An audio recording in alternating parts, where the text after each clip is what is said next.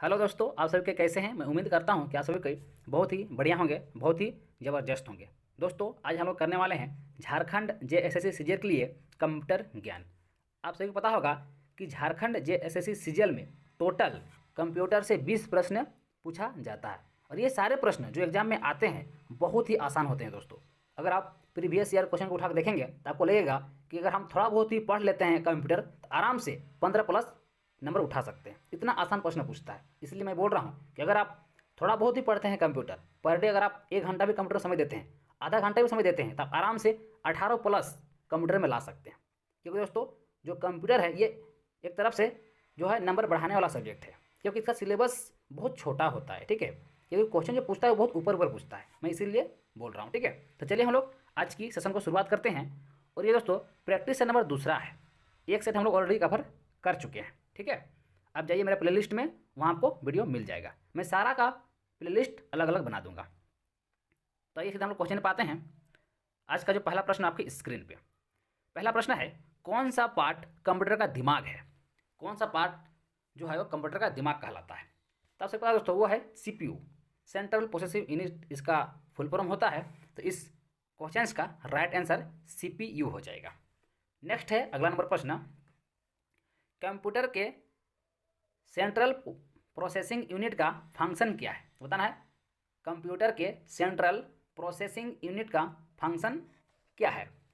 तो यार दोस्तों, इसका फंक्शन है गणनाएं और प्रोसेसिंग करना। ठीक है, यानी ऑप्शन नंबर जो है बी वाला राइट आंसर हो जाएगा। नेक्स्ट आते हैं अगला नंबर प्रश्न। अगला है, कंप्यूटर शब्दावली में यूएसबी का पूर्ण रूप है, यानी यूएसबी का फुल फॉर्म क्या होता है ये पूछा जा रहा है। इसका जो फुल फॉर्म होता है दोस्तों वो होता है यूनिवर्सल सीरियल बस। ऑप्शन नंबर पहला वाला इसका राइट आंसर हो जाएगा। नेक्स्ट है, सीपीयू को कितने भागों में बांटा गया है। बताना है सीपीयू को कितने भागों में बांटा गया है। तो दोस्तों 3 भाग में बांटा गया है। सीपीयू को 3 भाग में बांटा गया है। 3 भाग कौन कौन सा होता है। एक होता है ए एल यू होता है, यानी अर्थमेटिक लॉजिकल यूनिट। दूसरा होता है सी यू यानी कंट्रोल यूनिट। और तीसरा होता है आपका मेन मेमोरी। ठीक है, मेन मेमोरी होता है। ठीक है, यानी ये इसको 3 भाग बांटा जाता है। नेक्स्ट अगला नंबर प्रश्न अगला है, निम्नलिखित में से कौन आउटपुट डिवाइस नहीं है। दोस्तों बताना आपको आउटपुट डिवाइस कौन नहीं है। पहला ऑप्शन है मॉनिटर। ठीक है, जो मॉनिटर ये तो आउटपुट डिवाइस होता है।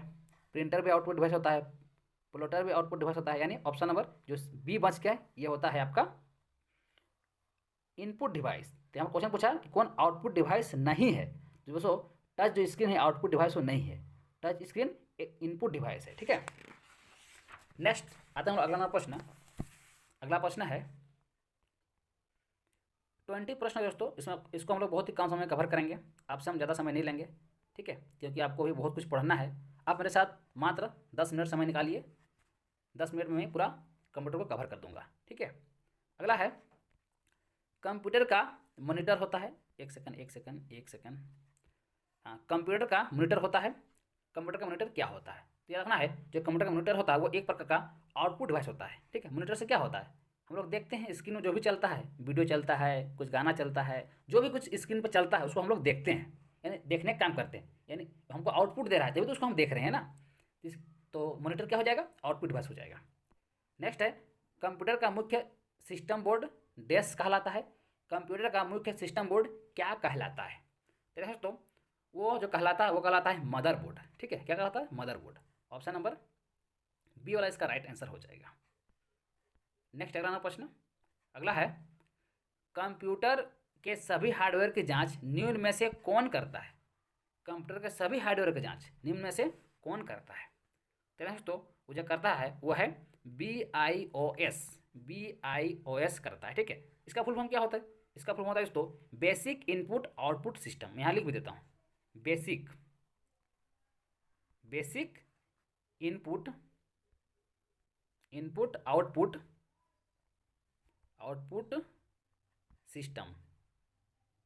सिस्टम। ठीक है, बेसिक इनपुट आउटपुट सिस्टम होता है। नेक्स्ट आता है अगला प्रश्न अगला है, मदरबोर्ड में क्या रहता है। जो मदरबोर्ड पर सीपीयू को दूसरे पुर्जों से जोड़ता है।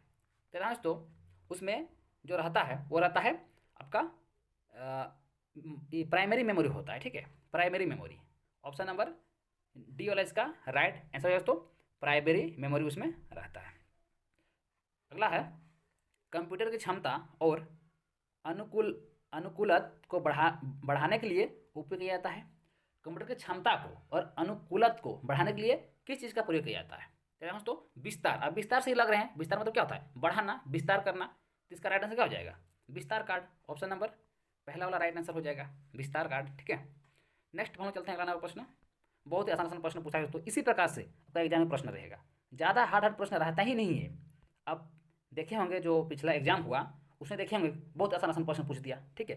अब बाकी सब देखे होंगे उसमें तो कंप्यूटर नहीं था, ठीक है, एक में तो कंप्यूटर नहीं था, लेकिन आप देखिएगा कि जो पूछा गया है जो भी सब्जेक्ट से बहुत ही आसान प्रश्न लिया है, ठीक है। तो इसी प्रकार से कंप्यूटर में भी बहुत ही आसान प्रश्न पूछेगा, ठीक है। अगला है गणनाएं करने के लिए जिम्मेदार है और इसमें निर्णय करने वाली व्यवस्था होती है। गणनाएं करने के लिए जिम्मेदार है, कौन जिम्मेदार है?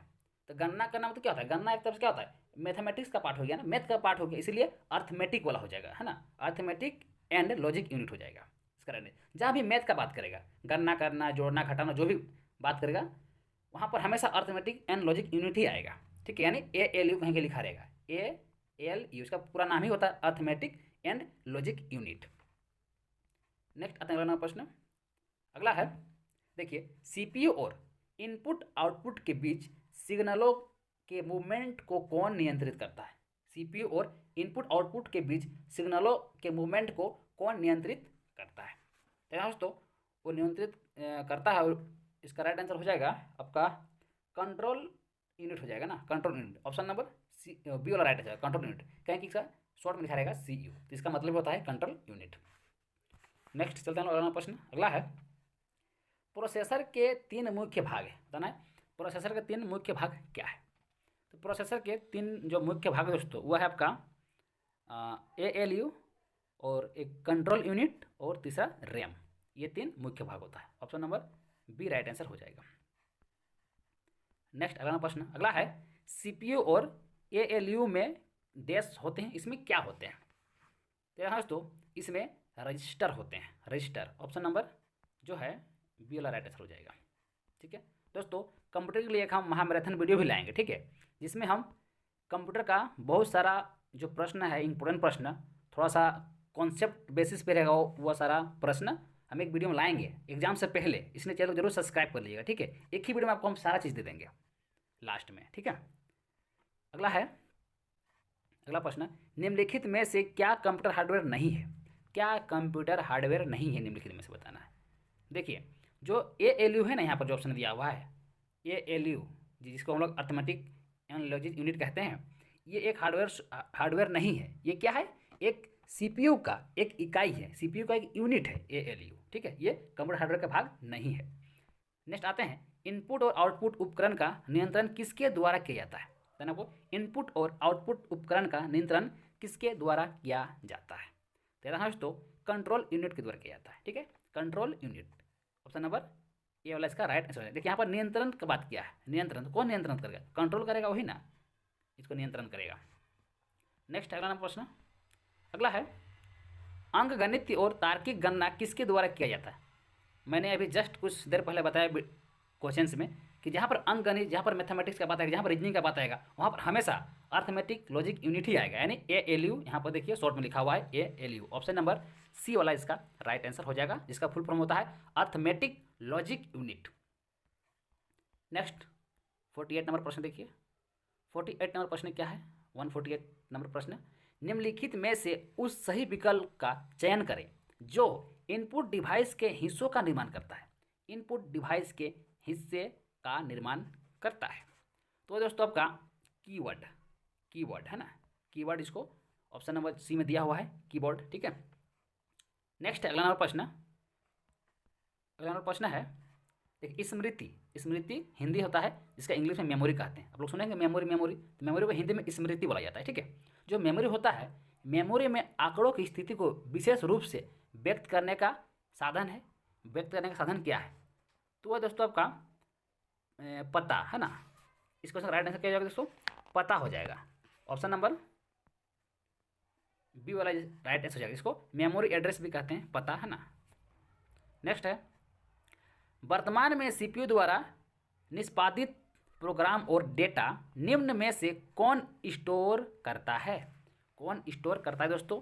तो याद रखना है, प्राइमरी मेमोरी स्टोर करता है। प्राइमरी मेमोरी स्टोर करता है। प्राइमरी के अंदर क्या क्या आता है? रैम और रोम। जब हम लोग कुछ लेते हैं मोबाइल फ़ोन या कंप्यूटर, हम लोग सबसे पहले रैम और रोम देखते हैं, कितना यहाँ पर रैम है, कितना रोम है, तभी तो वहाँ स्टोरेज होगा। जितना अधिक रैम रोम रहेगा उतना अच्छा मोबाइल चलता है, उतना अच्छा स्टोर कर पाएगा जो भी हम डेटा रखेंगे वहाँ पर। इसलिए जब भी हम कुछ खरीदते हैं तो रैम और रोम देखते हैं, ठीक है। तो स्टोर कौन करेगा? तो प्राइमरी मेमोरी। तो प्राइमरी मेमोरी के अंतर्गत ही दोस्तों रैम और रोम आता है। इसको आपको याद करना है, ठीक है दोस्तों। मैं उम्मीद करूँगा कि जो हम पढ़ाएं आपको अभी 20 क्वेश्चंस, ये सारा क्वेश्चंस का आंसर आपको अभी तक याद हो गया होगा, ठीक है। और मैं उम्मीद करूँगा कि ये जो हम वीडियो बनाएं ये आपको बहुत ही अच्छा लगा होगा। अगर वीडियो अच्छा लगा तो वीडियो को लाइक जरूर कीजिएगा, और चैनल में पहले बार आए होंगे तो चैनल को जरूर सब्सक्राइब भी कीजिएगा, ठीक है। चलिए हम लोग मिलते हैं नेक्स्ट वीडियो में, तब तक के लिए थैंक यू, जय हिंद।